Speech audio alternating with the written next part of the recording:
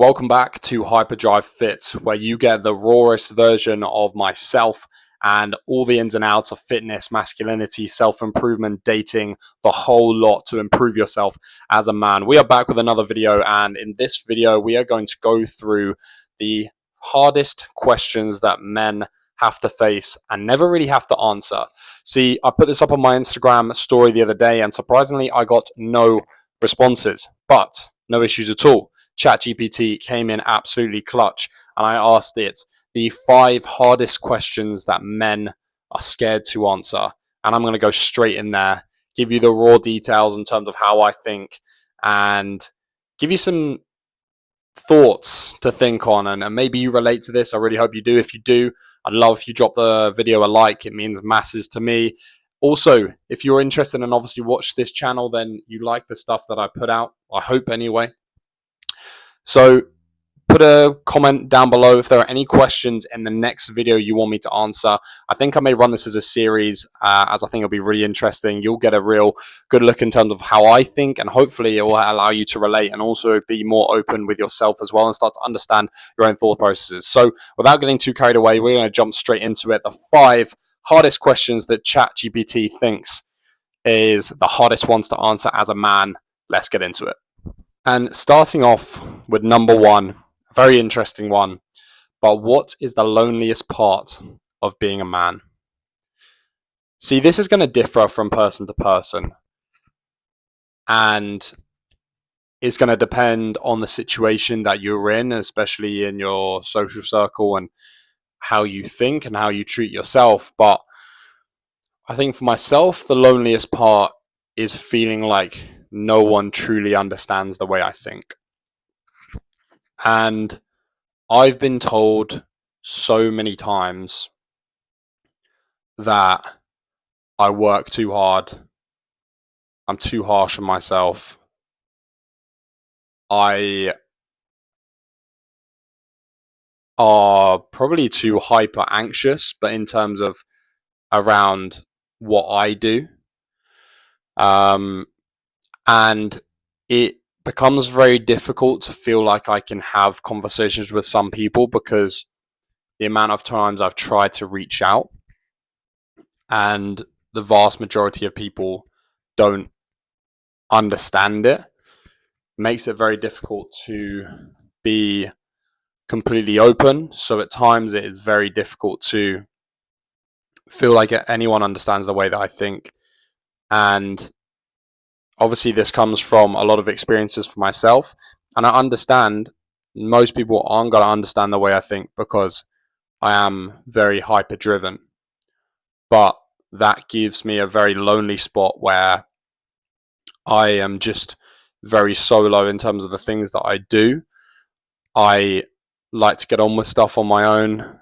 I don't speak to that many people in a very deep, faceted way, which I don't think anyone does, but definitely in the way that I act. I know I'm quite, let's say, hyper analytical about a lot of things, that it makes it very difficult to feel like people around me are understanding of the way that I think, and that can be very difficult. But I think if you were to ask like most people, I think the loneliest part is just feeling like no one is actually there to be fully supportive, because the world for a man is a very judgmental place in terms of you have to perform and you have to be strong. And I do agree with that, but it makes it very difficult. And I think women themselves would find it very hard to understand a man point of view in terms of how lonely it is, because men, unless they really supply huge value to the world, they are very looked over and you're almost invisible. And I don't think women in general can even comprehend how lonely it is as a guy. So I think that would be the main thing for that one. So that's everything for that question. Let's jump straight into number 2. Do you ever feel like you're enough? Physically, financially, emotionally? This is probably my biggest fear apart from not being successful, but that all ties back to not feeling enough. And that has been my absolute killer with everything that I do, whether it's sabotaging my own success, whether it's sabotaging relationships with people. It has been a real big struggle for me to feel enough in a lot of instances. And I think that is also why I work so hard, because if I didn't, I don't know what I would have of value. And I don't know what I would be worthy of, because I feel like I have to earn everything, which to some extent you do, but potentially I overdo how much I need to do to feel enough. But that's something I'm definitely working over. And if you go into the details of these, so physically, do I feel enough? Yes. For most people, when they start in the gym, they get body dysmorphia, especially guys. And you don't feel like you're big enough. Even though you're in great shape, you don't feel big enough. And it just constantly creates this surge of needing to be bigger. And I think that's where the issue with a lot of men, even though they're not competing in bodybuilding, are taking steroids because they don't feel like they're physically enough. And I've been able to develop it to the point where I am happy where I am physically. Obviously, there's little improvements that you want to make, but that's just going to keep you working. It's not an unhealthy obsession anymore, at least. Financially, no, nowhere near at all. I want to be a complete financial support system. I'd love to do that for my family. I'd love to do it for my sister and my future wife and family. I've said this in another video before. I want the option that she never has to work a day in her life unless she doesn't want to. No, unless she wants to. So if she want to go out and work a job, great. But if she doesn't want to, there is no issue. That is my goal. That is my personal goal. And obviously right now at 24, I shouldn't be expecting it on myself, but I do not feel enough financially at all. And I'm constantly chasing a new ways to make this happen, because I want to be financially stable, because money is one of the biggest stresses that I have. Like when I don't feel like I have money, it causes me the most stress. And I'm nowhere near where I want to. So financially, I'm nowhere near feeling enough. And it's difficult because you see all these rich people online. And once again, social media is very bad for it. It motivates me a lot, but it also does the other way as well and makes you feel like you're not where you should be. But everyone's timelines are different. And then finally, emotionally, this would be a tricky one. I think I've become very emotionally intelligent, and there's still more to learn because I can be very straightforward. So I could learn to be more understanding and things like that. When it comes to a relationship, then no, that is a major issue in terms of feeling enough emotionally for someone else. I don't think I'm enough to be deserving of someone's true love, let's say. That's a very difficult one. I struggle. I feel like I'm enough for people, so I keep myself quite solitary, and I think a lot of guys will probably relate to that. So emotionally, it's a mixed bag, but overall, no. But that relates to everything else because I just don't feel like I am enough for anyone, which is a difficult one to say the least. Number 3 is, who do you go to when you're truly hurting? I'm a very lucky man.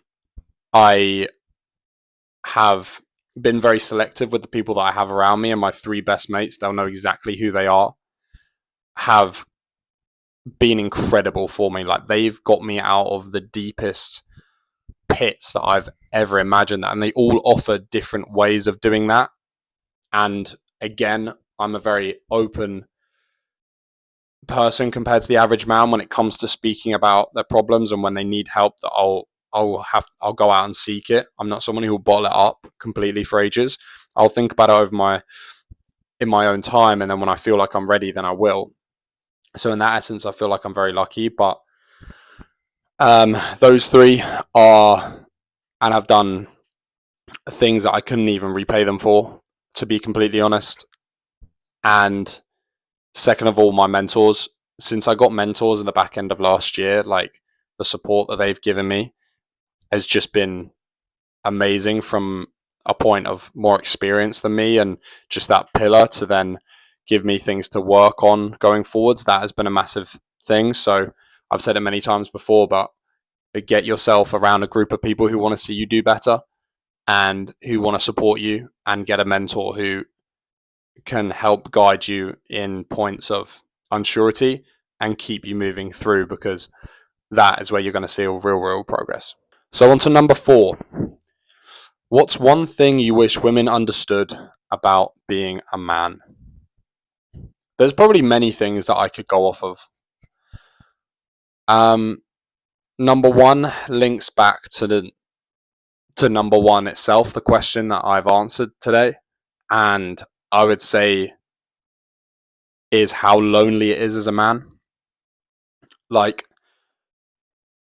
as a guy, the only woman who really will ever unconditionally love you, and of course there's wider family, but realistically it's your mum or your sister or your grandma. They are the only women who will ever unconditionally love you, and that can be incredibly difficult because, of course, everyone wants to be appreciated, but as a guy, especially in this day and age with how difficult the dating market is, if you don't bring something to the table, you're completely looked over, and it can be an extremely lonely world. Like, I've worked on myself so much for 6 years now that I've got to the point where I can have options, you'd say. Like, I'm lucky, I'm 6'2", 6'3", I'm physically in very good shape. I've got myself socially to a very good point, where I used to be a massive introvert when I was a kid. I wouldn't want to speak to anyone, but now I feel, especially through sales training and everything, I feel like I'm very adept. Like, I can be good in social situations, and I'm building things which offer a lot of value, which will allow me to then find myself an amazing woman when the time comes. But for guys who don't have the privileges that I do, it is very difficult to feel like you're appreciated. And even myself, sometimes I don't feel like I'm appreciated. And it's very difficult because you just don't get the attention that girls do. Like you'd say, like, the most average girl will get more attention than the most good looking guy. It doesn't even like match up. It's crazy.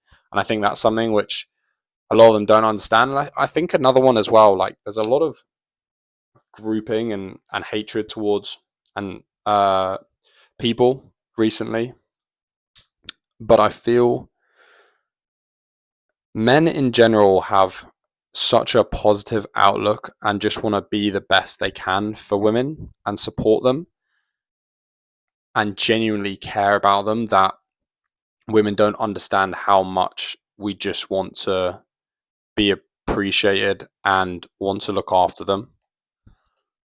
And I'm probably saying this from a point of view where that's how I am as a guy. Like, I feel I'm very respectful, caring person, very emotionally stable and supportive.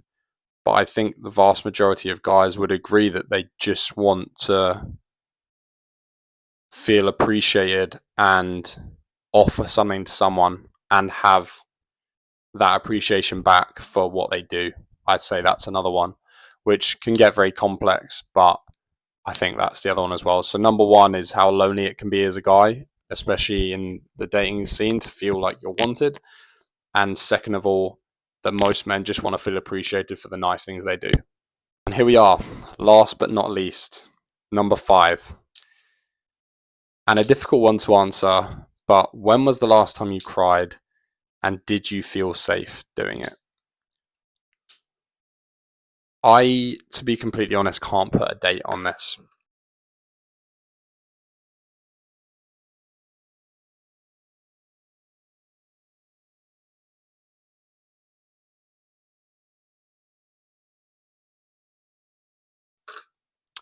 After my first ex, when we split up just before my 17th birthday, that relationship broke me beyond means. I was single for like 4.5 years after and couldn't let anyone in at all. And I still think it affects me now. In terms of not feeling enough because of just how much happened. I think it really affected me in terms of just I put everything into that and I just got chewed up and spat out. So I think that's a major contributor to my issue with feeling enough and being scared of that. Again, where I don't think I've truly ever opened up again. But I did 4.5 years and I didn't cry once for like 4.5, 5 years. And then with my second ex, I did. But I think that was to the point where I was broken again. And I remember crying, especially towards a lot of relationship, quite a lot, just because I was an absolute shell. Like that was the most broken I've probably ever felt. And probably because I was aware of it and where I'd been, where I was confident and I felt like I was doing good things. And by the end of it, I was just empty. I felt like everything was on the floor. And after that, I think in 2024, I did cry because we broke up at the end of 23, and then I lived alone for 4 months and then moved to London. So in that time, the early part of 24, I definitely did cry. Well, I just felt so lonely. That's probably the lowest I've ever been, and I just didn't see the point in carrying on. But the last time I cried, I don't think I could put a pinpoint on it. It potentially was some point in 2024. It definitely wasn't 25. I can't actually remember. There was a couple instances like before I left my last job, maybe in the summer of last year, but I don't know. I just felt shit all the time. And then potentially at Christmas, because a conversation came up between me and my mum. And I can't remember whether I did, but I remember getting very emotional. And that was difficult, but nothing in 2025. Did I feel safe doing it? That I don't think any man ever feels safe crying, to be completely honest. I think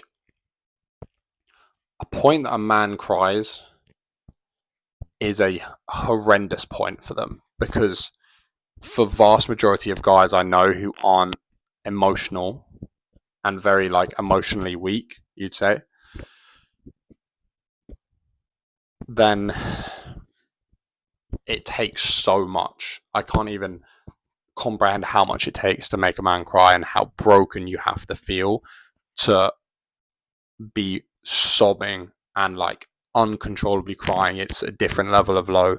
So I don't think you ever feel safe. You can have people around you who are there,